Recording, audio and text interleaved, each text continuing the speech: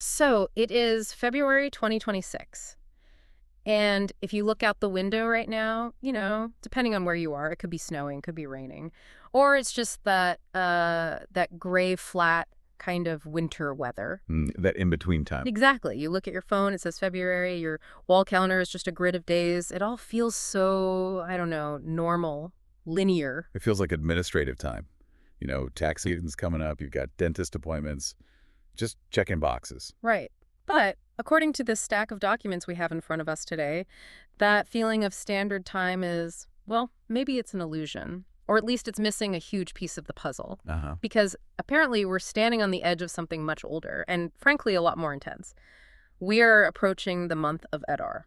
That's right. And for anyone listening who just, glanced at their standard Gregorian calendar, you're probably seeing dates like February 18th to March 18th. But the source material we are deep diving into today, Which is a 29-day devotional journal. yes, titled Adar 5786, His Joy is My Strength, from Feed His Sheep Production. It frames this whole period so differently. It's not just a month. It's a spiritual zone. It really is. And I think we should set the mission for this deep dive right up front. We aren't just here to talk about dates on a calendar or, academic history. No, not at all. We are unpacking a text that presents time as a tool. This journal claims that this specific month, Adar, is a mechanism for spiritual time, that joy is actually a weapon of war, and that we have access to something called divine reversal. It's such a fascinating shift in perspective. I mean, most of us operate on linear time. Right, past, present, future, a straight line. Exactly. But this text, in the Hebraic tradition it's pulling from, it sees time as cyclical, more like a spiral. You come back around to the same points, but hopefully you're at a higher level each time. Okay. And it argues that specific times of the year, they carry specific spiritual atmospheres. And right now, the atmosphere is Adar. Let's unpack that because, I think most people use a calendar to make sure they don't miss a Zoom meeting, right? The idea that it can be a tool for spiritual alignment is a pretty big paradigm shift. It is. So this text covers February 18th, 2026 to March 18th. So what exactly is the identity of Adar? Well, the journal defines Adar as the closing gate. It's the very last month of the spiritual year on the Hebraic calendar. The last month. Okay. And the text describes it not just as an ending, but as a strengthening bridge. A bridge to what? A bridge to Nisan. Nisan is seen as the month of new beginnings, the first month of the whole cycle. So, logically, before you can have a real new beginning, you have to properly close the old cycle. That makes so much sense. And the text is really emphatic about this. It says you cannot enter a new season carrying old baggage. That just resonates. How many times have we all tried to start a New Year's resolution in January, but we're still dragging all the burnout and stress from the year before? It's like trying to run a marathon with a backpack full of rocks. Totally. Exactly. So the source material says Adar is the time that's been appointed to restore what was drained and to reset what was distorted. It's basically a cleanup month. Finish the unfinished business. Right. So you aren't dragging the past with you. It's the difference between running away from your past and actually resolving it. Now, there's a technical aspect here I found really interesting. I want to clarify this so people don't get the wrong idea. Wow. The text mentions it's based on the lunar-sided biblical calendar. Right. And the text makes a very, very specific point here. This is not astrology. Not at all. They're not looking at the stars for a horoscope or to predict the future. It says the moon is a faithful witness, not a deity. Correct. The goal is alignment, accuracy on prophetic rhythm. The text argues that modern life forces us to live randomly. We just react to whatever emergency pops up on our phone. Yeah, that sounds familiar. But this calendar is about living rhythmically. It's about knowing what season you're in so you can respond correctly. Living rhythmically. I like that. It sounds way less chaotic than my usual Tuesday. It creates a framework where you're not fighting the current. You're swimming with it. And for Adar, that current is flowing toward closure and preparation. Okay, so if we are closing this gate and crossing this bridge, the text says we need some equipment. We can't just stroll across. And this is where it gets really, I think, counterintuitive. The primary tool or weapon, as the text calls it, is joy. Yes, and this is where the devotional just radically challenges our normal definition of joy. In English, when we say joy, we usually mean happiness. Right. I get a raise, I feel joy, my team wins, I feel joy. It's a reaction. Or it's just a mood. I'm not in a joyful mood today. Exactly. The source material is so explicit. It says joy is not a mood. Joy is not denial. I love that line, joy is not denial, because I think when people hear choose joy, they think of, toxic positivity. Just smile while the house is on fire. Right, but the text rejects that completely. It references Nehemiah 8.10 as its core doctrine, the joy of the Lord is your strength. It frames joy as resistance. It actually calls it defiance. Defiance. Yeah. That is a heavy, almost aggressive word for something we usually associate with, smiling. It is. It completely changes the agency. If joy is a mood, you're a victim of your circumstances. If joy is defiance, you're an active combatant. The text even talks about laughter as warfare. Laughter is warfare. I've heard of laughter as medicine, which is soft and healing. But warfare, that sounds gritty. Well, the idea is you laugh not because things are funny, but to refuse the spirit of heaviness. Wow. It's a refusal to surrender to despair. When you're under pressure, when the bills are piling up, when the news is bad, laughing is a way of saying, you do not own me. Okay. And here's a detail that really stood out to me from the notes. The source physically links the month of Adar to the spleen. The spleen, I have to admit, when I read that, I did a double take. We usually talk about the heart or the gut. Right. Why the spleen? So in the Hebraic tradition mentioned in the text, it's deeply symbolic. The spleen is a filter. It cleans the blood. It removes old, damaged red blood cells. Okay. The text links Adar to the spleen and to laughter, because laughter is seen as a kind of spiritual filtration system. That is wild. So just like the spleen filters your blood, laughter filters your spirit. Exactly. It implies a physical release of toxins, of heaviness, through the act of laughing. The text suggests if you don't laugh, if you don't use this weapon, you get spiritually septic, clogged up with all the gloom and doom from the last year. So it's not just comic relief, it's a structural necessity. The text uses a metaphor of a fortress. It says joy provides inner stability and endurance without despair. It's the anchor when your emotions just want to collapse. So instead of being a fleeting feeling you hope to catch, it becomes the ground you stand on to fight the battle. That's it exactly. So we have the closing gate of Adar, we have the weapon of joy, but there's a specific historical event that anchors this whole month, right? The journal talks a lot about Purim. That's correct. Purim is the central event. In 2026, it falls on March 3rd, and the journal bases a huge part of its theology on the book of Esther. Right, the story of Esther. Even if you're not religious, you probably know the basic story. Queen Esther, Mordecai, the villain Haman. Right. But the text isn't interested in just retelling the story. It's focused on the mechanic of the story, which it calls the mechanism of reversal. The mechanism of reversal. Think about the plot.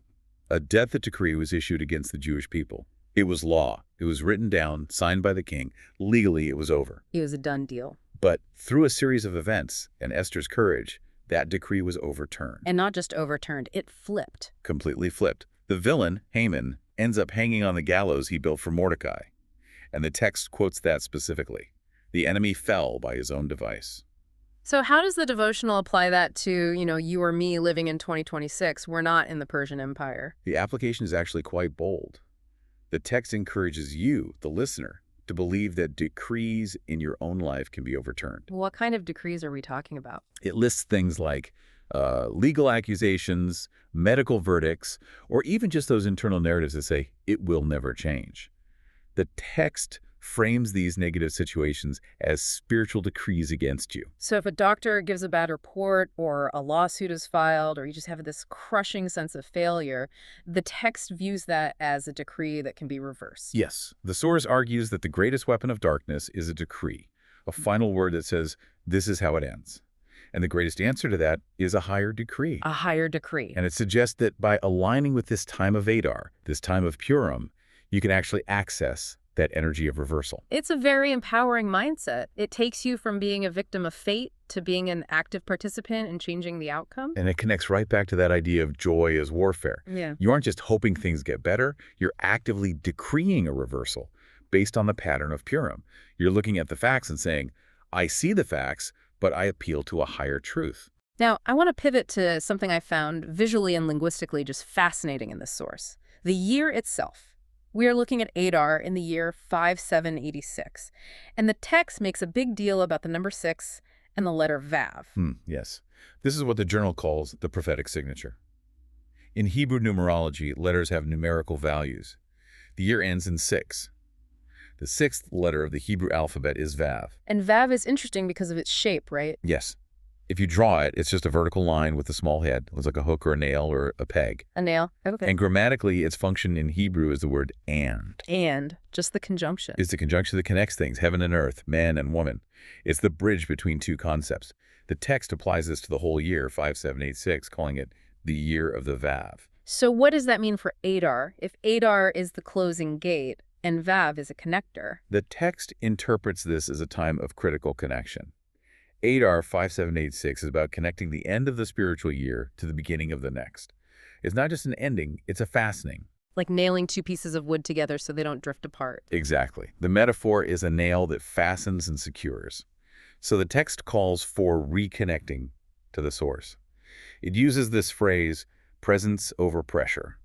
It's urging the reader to make sure they are securely fastened to their spiritual source before the pressure of a transition pulls them apart. It also talks about fastening the king's decree to one's mouth, which goes right back to that idea of speaking out the reversal. Right. If you are a connector, you are connecting the reality of heaven, that higher decree, to your reality here on earth. You become the Vav. You become the hook that pulls that reversal into your life. That is a really cool visual, being the hook that pulls the reality you want into the present.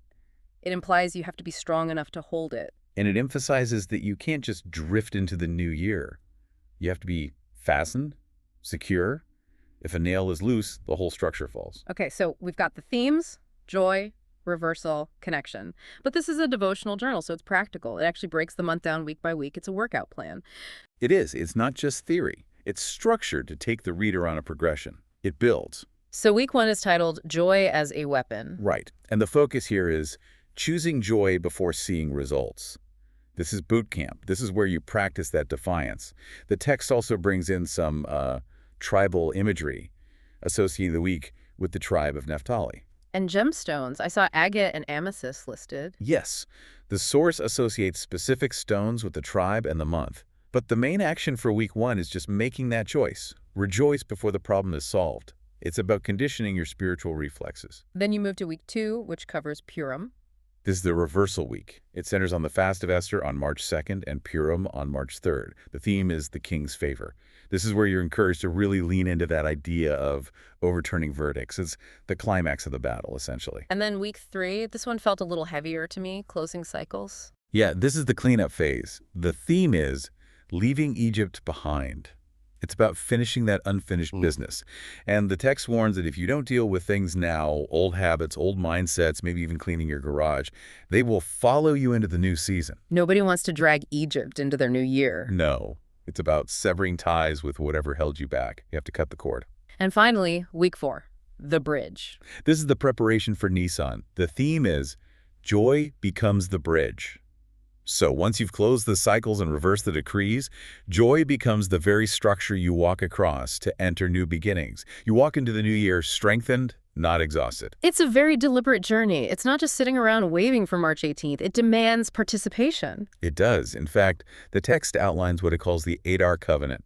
It gives 3 specific, actionable pieces of advice for you to take right now. I have them right here. Number 1, choose joy before you feel it. That's the discipline. Feelings follow choices. If you wait to feel like laughing, you might never laugh. You choose first. Number 2, speak the decree even when the battle is loud. That's that Vav connection. That's hammering the nail.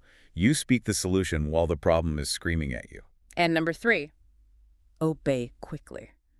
That one's interesting. Obey quickly. Yeah, usually we're told to be patient, take our time. Why the rush? I think in a time of transition, timing is everything. Yeah. The text implies there are windows of opportunity, these gates that open and close. Delayed obedience might mean missing the alignment. If you get a prompt to do something, to give, to forgive, to move, do it now. Don't carry that hesitation into the next cycle. It really paints a picture of a month that is active, dynamic, and frankly, a little intense, but in a good way. It creates agency. You're not just watching the days tick by. You're closing, reversing, and building. You're partnering with time. So as we wrap up this deep dive into Adar 5786, we're really seeing a blueprint for ending well. It's not just about the calendar turning a page. It's about the person turning a page. And if we connect this to the bigger picture, it's about the human need for closure and renewal. We're cyclical beings. We need times to grieve, times to work, and times to laugh. The text frames Adar as the time to laugh, defiously, purposefully, so that we're strong enough for whatever comes next. It reminds me of that dedication in the back of the journal. It was dedicated to those who refuse to surrender their praise. That is a powerful image. The idea that praise or joy is something that can be surrendered or held onto like a weapon. The text is clearly writing to people who have been through a struggle.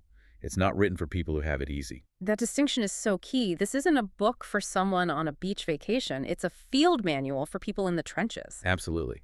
And the promise it offers is that even in the trenches, you can access a higher decree. You can access joy.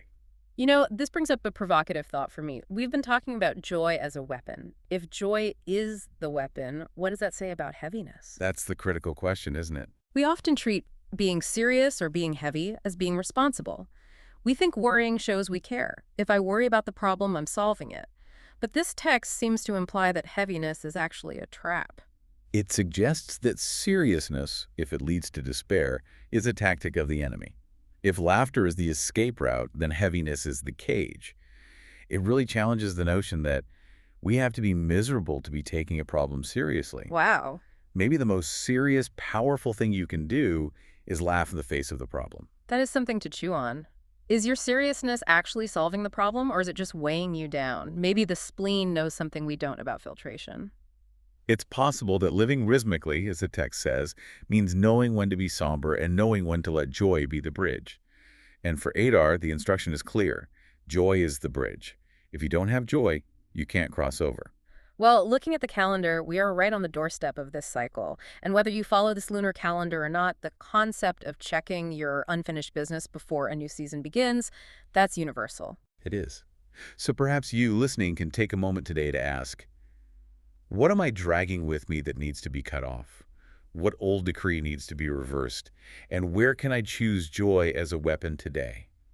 Right now. A great place to leave it. I think I'm going to go work on my valve and make sure I'm fastened to the right things. Thanks for taking this deep dive with us. We'll catch you on the next one. See you then.